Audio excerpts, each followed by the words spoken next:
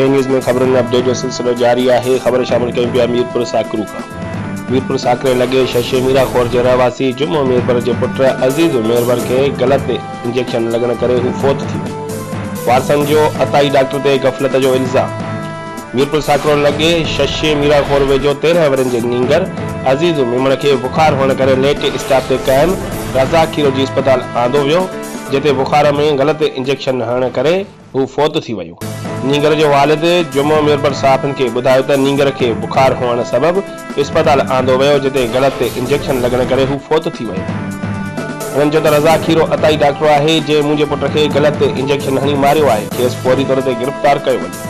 होॾा फोती नींगर के दालका अस्पताल शेख ज़ैद मेडिकल सेंटर मीरपुर साकरू आंदो वियो, जिते नींगर जो पोस्टमार्टम कयो वियो। रिपोर्ट करे रहिया परवेज़ अयाज़ अली गबोल, बे न्यूज़ मीरपुर साकरू।